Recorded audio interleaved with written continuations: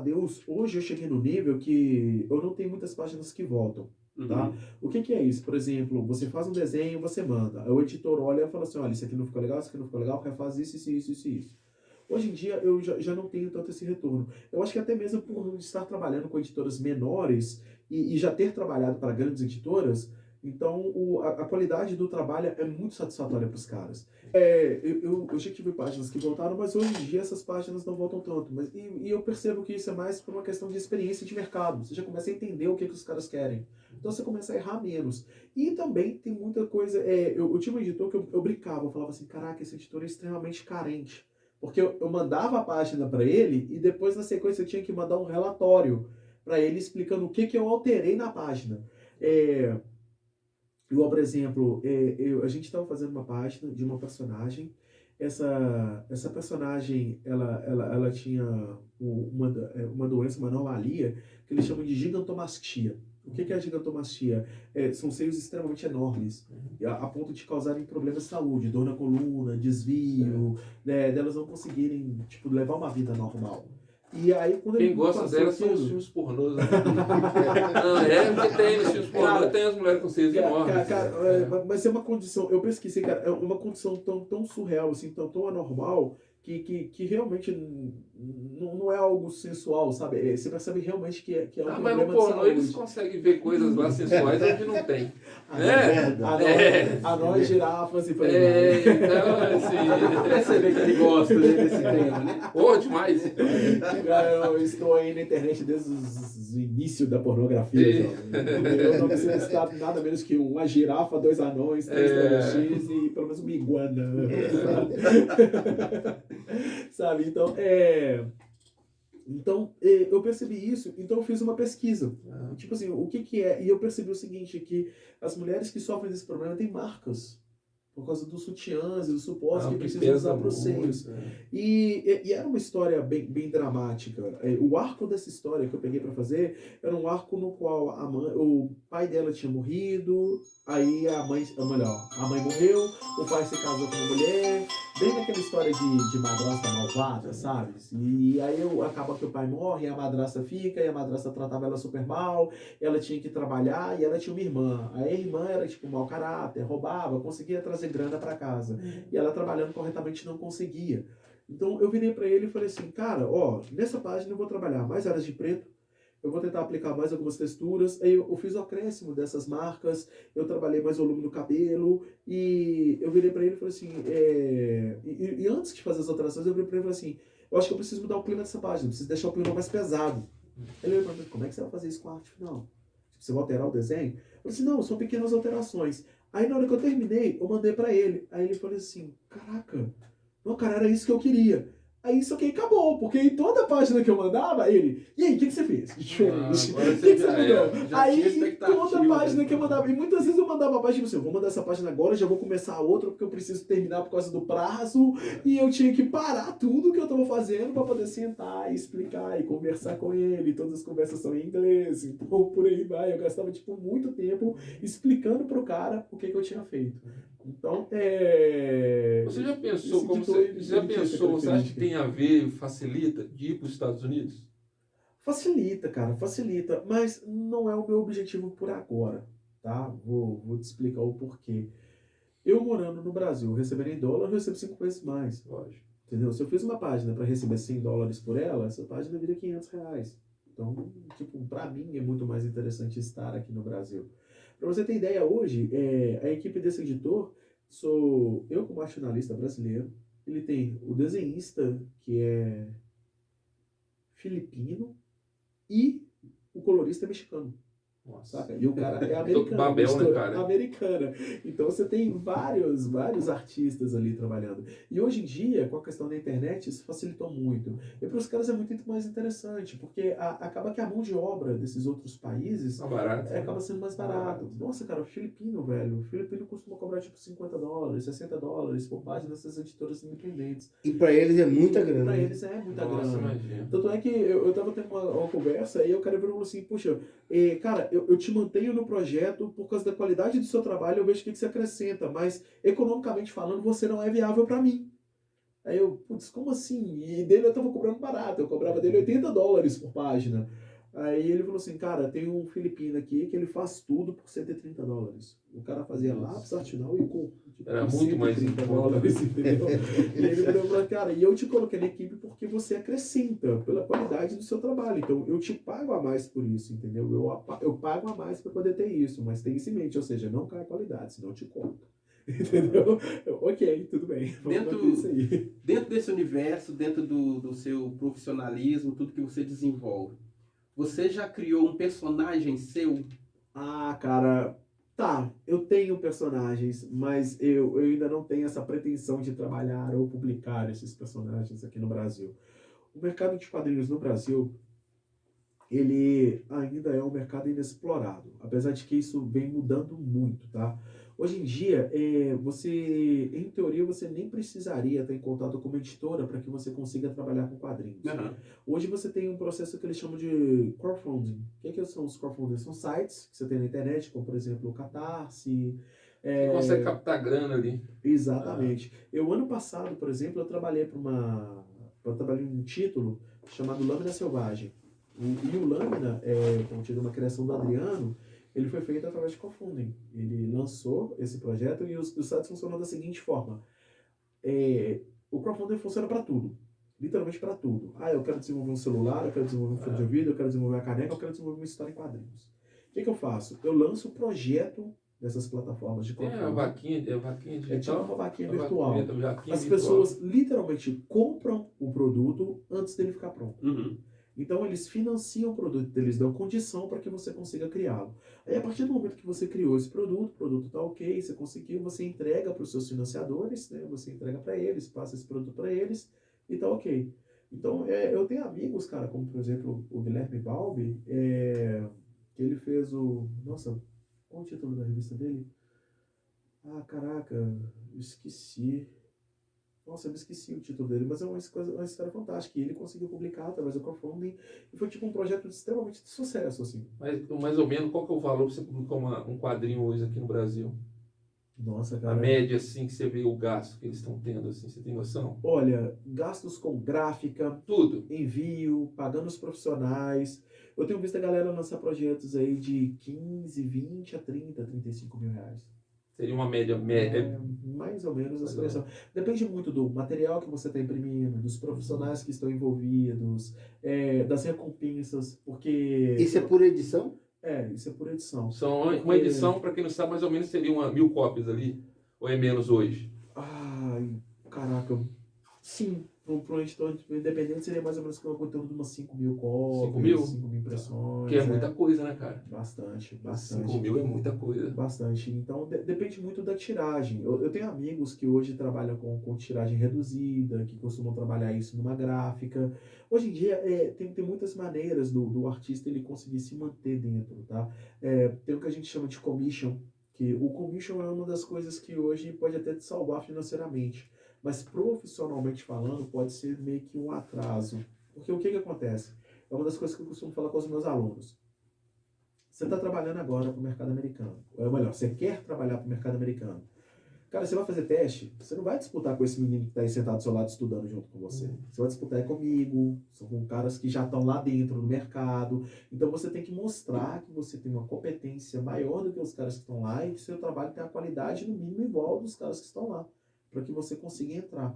Então, você tem que estar sempre estudando, você tem que estar sempre se renovando, se reciclando, estudando novas técnicas. E se você se entope de commission, você não tem tempo para fazer isso. Sabe, eu tava conversando com o Celton, vocês já ouviram desse cara? Lógico, a gente já encontramos com eles nos sinais, né? Ele é um guerreiro, aquele cara, né, cara? É um guerreiro. Cara. Teve uma vez que eu tava sentado num ponto ali no Floresta. Aí eu tava esperando o ônibus e o Celton tava lá vendendo a revista. E eu vendo de longe ele vendendo a revista. Aí começou a chover. Aí como começou a chover, ele correu pro ponto assim pra se abrigar da chuva. Sentou do meu lado e começou a conversar comigo. Tipo, não, você gosta de quadrinho? Eu falei, não, eu gosto. E eu já trabalhava para as editoras americanas. E eu já sabia quem ele era. A gente começou a conversar, tudo mais. E ele falou assim, cara, Belo Horizonte tem cada monstro, velho. Eu falei, não, velho, tem cada cara que desenha demais, tudo mais. Ele olhou, isso é uma pasta de desenho. Posso dar uma olhada nos seus trabalhos? Pode. Aí eu mostrei ele. Caraca, você é um desses monstros, que isso, cara? Não sou. Aí ele, não, cara, que isso? Tanto é que depois acabou que eu fiz uma capa de uma das revistas dele.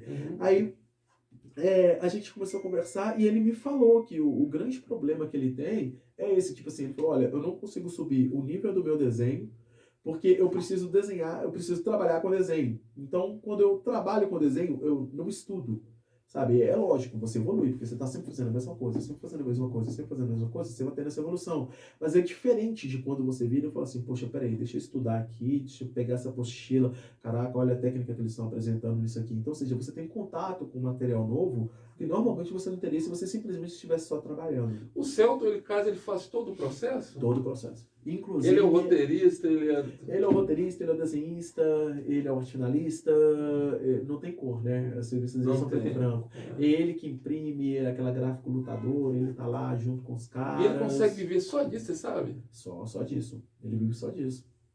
As tiragens da revista do Celton tem, pelo menos no auge, né? Tinha que tirar a gente 4 mil edições, 4 mil. Agora ele deve estar um perrengue pra ele, né, coitado? Cara, não sei como é que ele tá, cara. Eu espero que esteja bem. Eu gosto muito que dele. o público hoje mudou. Porque, como você mesmo disse, tem 40 anos, então você pegou uma fase bacana. Então você pensa assim, pô, nos anos 90, o público era mais infantil que consumia quadrinhos. Ou então hoje o público mais adulto. Eu estou dizendo porque a visão que questão de ir no cinema ou tal, em algumas feiras que eu já fui, eu vi normalmente pessoa mais velha. Eu não vi criancinha, tipo assim, menino de 10 anos, 11 anos. Eu vi mais pessoas mais velhas olhando e lendo e comentando. Você que vive disso, você acha que tá a mesma coisa, o público tá o mesmo, ou o pessoal mais velho que curte mais quadrinho? Eu tenho sentido uma mudança no público consumidor de quadrinhos, sim. Tá? Hoje em dia a gente percebe que os caras que são mais fãs ali dos clássicos, das histórias em quadrinhos, de super-heróis ali, são pessoas um pouco mais velhas, até mesmo por causa dessa questão da invasão, da quantidade de informação que as pessoas hoje podem ter. Hoje, por exemplo, os meus filhos, eles gostam muito do Batman, sabe? Eu tenho meu filho mais velho que ele é fãzaço do Flash, mas na maioria do tempo ele tá sentado na frente do computador assistindo anime. Sabe? Então eu tenho um mais novo, ele é muito mais ligado à questão de videogames. O Enzo hoje ele tem 7 aninhos. Mas você tem que ver esse moleque jogando Guitar Hero, cara. Destrói. Nossa, e o pior é que eu já tô começando a pegar rápido, entendeu? Porque por enquanto eu ainda ganho, mas eu tô percebendo que tá difícil. Vai chegar na hora que eu vou virar e assim, Mas ele me respeita, ele deixa eu ganhar. Tem uma propaganda ótima que eu vi há muitos anos atrás que mostra um pai surfista assim sentado na beira da praia e vendo o filho dele. Aí ele fala assim, o moleque tá indo bem, daqui um tempo vai estar melhor do que eu. Aí ele fala assim, daqui um tempo, hoje não. Aí ele vai lá e ganha dele, daqui um tempo. Hoje eu tô ganhando ainda. Mas você vê a diferença desse público? Você acha então que... Exatamente. Hoje eles recebem uma influência muito maior, cara, uma quantidade muito maior de informação do que o que recebíamos antigamente. Antigamente, se eu queria ter contato com quadrinhos, cara, eu tinha que chegar, passar numa banca, comprar, ler, lá, sabe? Hoje em dia, o contato com a cultura geek, né, é muito maior. Cara, eu sou nerd da época que ser nerd, você sofria, era risco, eu sofria bullying mesmo ali, os caras queriam me bater por ser nerd, entendeu? Mas como você tá falando que, então, tem essa diferença do público. Sabe por que eu tava olhando o seguinte? Por exemplo, o Alan Moore você conhece. Nossa. Eu acho que ele é o maior. As histórias dele, não fala mal dele pra mim, porque aí o assunto vai mudar aqui. Porque é o seguinte, se você ler, por exemplo, o V de Vingança, ali não é pra criança entender o que ele tá falando ali. Com certeza. Você tá entendendo? Nossa, principalmente o discurso do Vi, cara, né? No cinema é fantástico aquele discurso, cara. Mas as obras do Alan Moore realmente são obras para um público mais adulto. E é por isso que eu te falei que você tem esse lado na própria DC Comics. Quando a gente fala, por exemplo, de Watchmen. O Watchmen, que é o que eu mais gosto, assim. E ele era pra ter sido feito com personagens de linha da DC. Aí acabou que a DC não permitiu, porque achava que seria muito pesado. E aí acabaram introduzindo. Tanto é que a gente percebe nitidamente elementos em comuns entre os personagens. Tem como você olhar o Coruja e não falar que ele é o Batman? Sim. Entendeu? Então, Não, mas assim, vamos entrar nessa questão do você olhar pro ótimo. Rorschach e não falar que ele é o Questão, Sim, sabe? Então, da você máscara. tem- Mas assim, vamos entrar nessa questão do ótimo, porque eu sou fã. Então, desculpa. quero falar sobre Eu vou ele. falar sobre o ótimo. Mas Falar assim, sobre ele. pô, eu Inclusive tem uma série ótima do Ótimo. do ótimo. Aí o que acontece? Ele, por exemplo, a gente falando do ótimo, por exemplo, essa questão muito mais pesada e a questão muito mais inteligente, a questão política que ele trata ali. Sim. Aí eu fico vendo, será? A gente pergunta, o maior vilão que eu acho dos quadrinhos é o Coringa. Pra mim. Não sei se vocês acham, aí é um gosto. Aí eu vejo, por exemplo, né? aí eu fico vendo o seguinte, o Não é de Fernando? Sim. o comediante. Não. Vou esperar vocês terminarem. Peraí, só um minuto. Pronto. O comediante, ele é um anti-herói. Sim. Aí eu fico vendo o seguinte, o Coringa hoje, pra mim, ele tá virando quase um anti-herói, assim, cara. Porque o público dele é gigantesco, o pessoal ama o Coringa. E o Coringa é o maior vilão da história dos quadrinhos. Aí eu fico vendo, por exemplo... Muito, aqui ó, muito, o Coringa cresceu muito, em minha opinião, por causa daquele menino que morreu, o Heath Ledger. Heath Ledger, e esse último Coringa. Esse último Coringa. Não, eu vi os dois, assim, eu Esse simplesmente último- não sei quem é o São melhor. Coringas O diferentes. Fênix, né? O Fênix. Ah, Fênix, porque o último é o... Ah, é? Já teve. Tem aquele horroroso, Todos é o atualizados. Coringa funkeiro. Ele era um funkeiro, cabelo verde, todo loucão, ele é funkeiro, pô. Tá, vamos lá. Deixa eu... Tá te matando aí? Você tá sentindo as casas no coração? Foi ele que desenhou, tá? Vai colocar polêmica, não, é pra colocar polêmica aqui, ué. Primeiro ponto. Foi ele que desenhou e escolheu a cor do Primeiro cabelo. ponto. Aí você desenhou o Coringa funkeiro? Antes de falar do Coringa, deixa eu falar do Batman. Meu sonho, cara, como profissional, é realmente trabalhar o Batman na revista do Batman. Eu já desenhei o Batman, mas no título da Liga da Justiça. Tá? Então, tipo assim, o ideal para um artista é tipo falar, não, cara, eu fiz o Batman na revista do Batman ali, sabe? Na Sombra do Batman, ou no Detective Comics, por aí vai. E o Coringa, ele é um personagem que ele foi mudando com o decorrer do tempo. Ele foi se adequando, tá? Ao que a galera mudança, achava né? interessante. Antigamente você tinha o Ele era mais Coringa, cômico, que ele divertido. era cômico. É. Por exemplo, O Coringa era um palhaço, né? Aliás. o Coringa do Jack Nicholson, por exemplo, na minha opinião, um dos Sim. melhores Coringas que já foram feitos. Eu achei fantástica a assisti. interpretação dele naquele filme. E no filme, tipo, a cena pesada é ele entrando no museu, destruindo várias obras de arte, que inclusive tem erros de sequência. E os caras mostram, tipo assim, um quadro, a Sim. parede toda pichada. Aí ele vira, ela tá limpa. Aí quando volta, tá pichada de novo, sabe? Então, aquilo ali é legal. Aquela cena que ele arranca um revólver, tá vendo espada e derruba... Sabe que tirou aquilo da calça? Que tava num lugar meio estranho. E aí você Ele foi derruba, tirando. sabe, o bate-planador com aquilo, então você fica realmente tipo assim, caraca, legal. Só que com o passar do tempo, isso foi mudando. A DC Comics, ela tem um hábito de fazer os reboots, né? O que é um reboot? A DC Comics, ela sempre trabalhou com uma história assim, vamos fazer isso? Pô, mas isso aqui tá diferente do que o que a gente estava acompanhando nessa cronologia. Cara, fala que é uma terra paralela e deixa o pau Sim, cair tem a isso. folha. Tem isso. Entendeu? Tem isso com o Então- Super-Homem, por exemplo, né? Isso. Aí chegou num ponto, a primeira vez que a DC Comics fez isso foi no que eles chamaram Crise das Infinitas Terras. Porque chegou num ponto que a DC falou assim, cara, isso tá tão bagunçado que a gente precisa sair eliminando todas essas terras. Aí ele criou essa história, esse arco chamado Crise das Infinitas Terras, onde é que ela veio destruindo várias terras, até que só sobraram algumas, não sei se são duas ou três, não me lembro quantas sobraram, mas foi um universo reduzido. Tanto é que, na minha opinião, dessa história, surgiu um vilão que, na minha opinião, é o vilão mais foda de todo o universo de DC Comics. Eu gosto muito dele. Gosto muito. Não, o Thanos é Marvel, né? Eu gosto muito do Superboy Primordial. E a galera quase não sabe. Não. O Superboy Primordial, o Superboy da Terra 2, que ficou loucaço, e inclusive é ele que mata o Super-Homem. Tem aquela morte Ele do matou um monte de Lanterna Verde. Tem uma cena dos quadrinhos que aparece um cara que o nome dele é Geoforça. E ele tenta lutar contra o Superboy arranca o braço dele. Aí, tipo assim, o João Força passa, tipo, um arco inteiro, tipo, buscando vingança. Aí quando finalmente tromba com o cara, tipo, ele vira, cara, eu nem lembro de você, velho. Tipo, quem é você? Aí o cara, não, amiga, vamos fazer o seguinte, vai lá e arranca o outro braço, deixa o cara vivo, sabe? É fantástico.